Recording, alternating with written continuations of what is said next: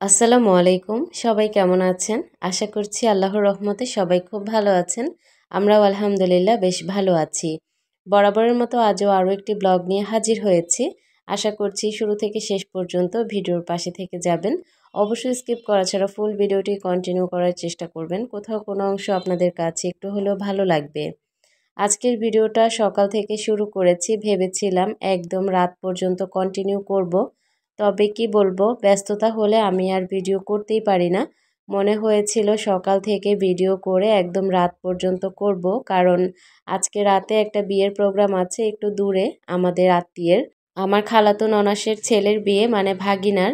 তো ওর বিয়েতে যাব, তো ভাবলাম যে সকাল থেকে কাজকর্ম শুরু করি, একদম সন্ধ্যা পর্যন্ত কিভাবে বিয়েতে যাই বা কোথায় যাই সব কিছু শেয়ার করব।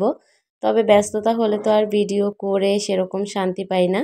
তো আজকে শুরু করেছি যদিও, তারপরেও কন্টিনিউ করতে পারিনি। তো এদিক থেকে আমি বেলকনিতে এসেছি, গাছগুলোতে একটু পানি দিব। মাশাল্লাহ, বেলকনির গাছের গ্রোথ খুব ভালো হয়েছে। প্রত্যেকটা গাছ সতেজ আর সবুজ।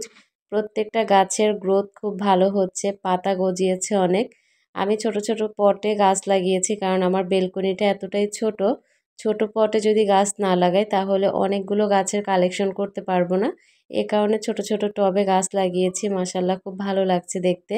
উপর সাইডটা একদম খালি, ভেবেছি উপর সাইডটাতে অল্প অল্প করে গাছ লাগাবো। দেখা যাক, ছোট ছোট টব কিনে এনে তারপর গাছ লাগাবো। বেলকনির গাছগুলোতে যখন পানি দিতে আসি, প্রত্যেকটা গাছের মাটি পড়ে বেলকনিটা একদম ময়লা হয়ে যায়। তো ভাবলাম এই কাজটা ফেলে না রেখে এখনই করে ফেলি। এখন হচ্ছে যে পানিটা আমি এনেছিলাম, ওই পানিটা তো থেকে গিয়েছে কিছুটা পরিমাণ। তো ওই পানিটাতেই আমি এখন হচ্ছে একটা কাপড় ভিজিয়ে পুরো বেলকনিটা একটু মুছে নিচ্ছি। একদম পানি পানি করে মুছবো, একদম শুকনা করে মোছার কোনো প্রয়োজন নেই, কারণ বাহিরে এতটাই বাতাস, একটু পরেই শুকিয়ে যাবে। বেলকনিতে আরও গাছের কালেকশন আনবো। হঠাৎ মনে হলো যে পর্তুলিকা কিছু ফুল, এখন যেহেতু ফুল ফোটার সিজন, এখন যদি ফুল ফোটার মতো গাছ আনা হয় তাহলে কিন্তু অনেক ভালো লাগবে দেখতে। যদিও আমার ছাদ বাগানে অনেক গাছ আছে, তবে বেলকনিতে রাখার খুব ইচ্ছে। যাই হোক, আজকে অনেকগুলো কাপকেকের অর্ডার এসেছে, মোটামুটি 35টার মতো। তো সবগুলো আমি বানিয়ে রাতের বেলাতেই ফ্রিজে রেখে দিয়েছি। এখন হচ্ছে 25টার মতো ডেলিভারি দিব। আর হচ্ছে বাকি যেগুলো থাকবে সেগুলো পরবর্তীতে, মানে দুইবারে দুই জায়গায় যাবে কেকগুলো। মাশাল্লাহ, কেকগুলো খেতে যেমন মজার, দেখতেও ততটা সুন্দর, যদিও ফ্রিজ থেকে বের করার কারণে সেরকম বোঝা যাচ্ছে না। তো আমরা হচ্ছে সন্ধ্যার পর বের হয়ে পড়েছি, আর আমার মেয়ে হচ্ছে বাসা থেকে বের হওয়ার পর আমরা রিক্সা নিয়েছি। সিএনজি স্ট্যান্ডে যাওয়া পর্যন্ত রিক্সায় উঠেই ও ঘুমিয়ে গিয়েছে। তো এই তো আমরা রওনা হয়েছি। খুব ইচ্ছা ছিল আজকে ফুল ব্লগ শেয়ার করব, তবে ওখানটায় গিয়েও আমি সেরকম ভিডিও করতে পারিনি। সব হচ্ছে আত্মীয়, আর আমি হচ্ছি মামি শাশুড়ি, তার মানে তো বুঝতে পারছেন আমার ভিডিও করার কোনো ইচ্ছেই আসেনি।